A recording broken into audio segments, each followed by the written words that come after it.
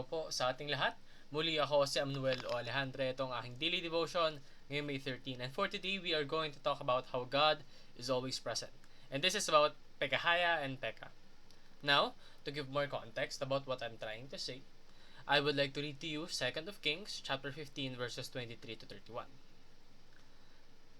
Pekahiah, king of Israel. In the 50th year of Azariah, king of Judah, Pekahiah, son of Menahem, became king of Israel in Samaria, and he reigned 2 years. Pekahiah did evil in the eyes of the Lord, and he did not turn away from the sins of Jeroboam, son of Nebat, which he had caused Israel to commit. One of his chief officers, Pekah, son of Remaliah, conspired against him.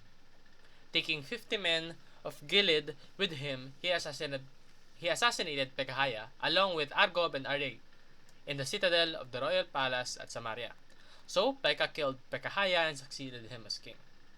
The other events of Pekahiah's reign and all he did are written in the book of the annals of the kings of Israel. Now we move on to Pekah, king of Israel. In the 52nd year of Azariah, king of Judah, Pekah, son of Remaliah, became king of Israel in Samaria, and he reigned 20 years. He did evil in the eyes of the Lord. He did not turn away from the sins of Jeroboam, son of Nebat, which he had caused Israel to commit. In the time of Pekah, king of Israel, Tiglath-Pileser, king of Assyria, came and took Ijon, Abel-Beth Makkah, Genoa, Kadesh, and Hazor.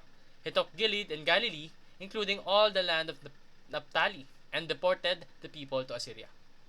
Then Hoshea, son of Elah, conspired against Pekah, son of Remaliah. He attacked and assassinated him, then succeeded him as king in the 20th year of Jotham, son of Uzziah. As for the other events of Pekah's reign and all he did, are they not written in the book of the annals of the king of Israel? So, grabe, to give a bit of summary, basically, yung mga kings, nagpapatayan lang talaga sila. And one common denominator that they have is, aside from killing each other, they did evil in the eyes of the Lord. So lahat sila sakim. They all disobeyed God. And bukod pa doon, hindi pa nila tinigil yung sinimulan ni Jeroboam, son of Nebat. Yung idolatry sa loob ng Judah, pinagpatuloy pa rin nila. They had the power, they had the privilege to stop everything that got against God, but they did not do it. Therefore, God punished them. So, first off, God is never absent, but always present in politics. Kung may mga pagkakataon, maaring you wonder, why is this happening to those kings? Well, the thing is, God works in mysterious ways. We've all known this. We've all heard about this. But this is the practical application of it. Hindi lahat ng pamamaraan ng Panginoon ay ating maintindihan. Hindi lahat ng kanyang desisyon ay kailangan nating intindihin. Kailangan natin ay magtiwala sa kanya. Kagaya ng ginawa niya dito sa mga kings na to. They killed each other. They killed not only the kings, but their entire lineage. That's punishment because they did evil in the eyes of the Lord.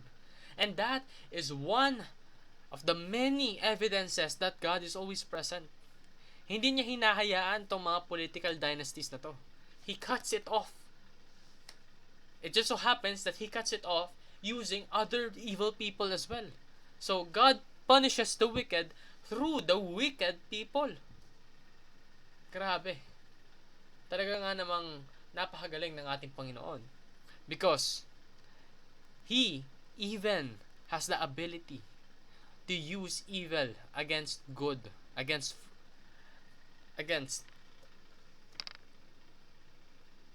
let me rephrase that. He has the ability to use evil against evil and produce good. No?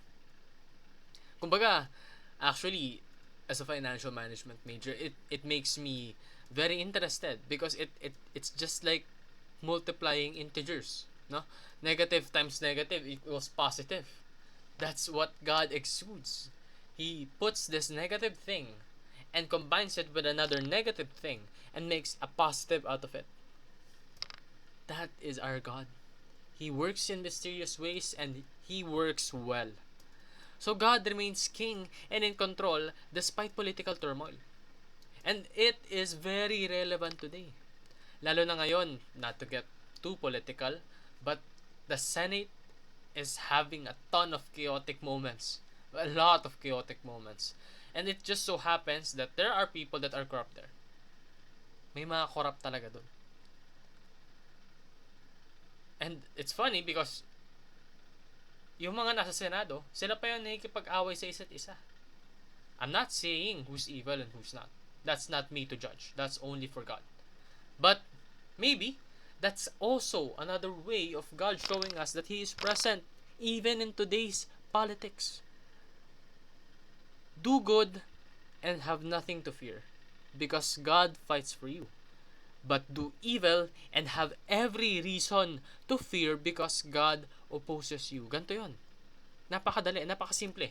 Kahit na wala kang posesyon, kahit na wala kang ari-arian, kahit na wala kang bahay na tinutulugan, basta't sinusunod mo yung Panginoon, you have nothing to fear. Because you know that you are guided by God. And God never lets you go.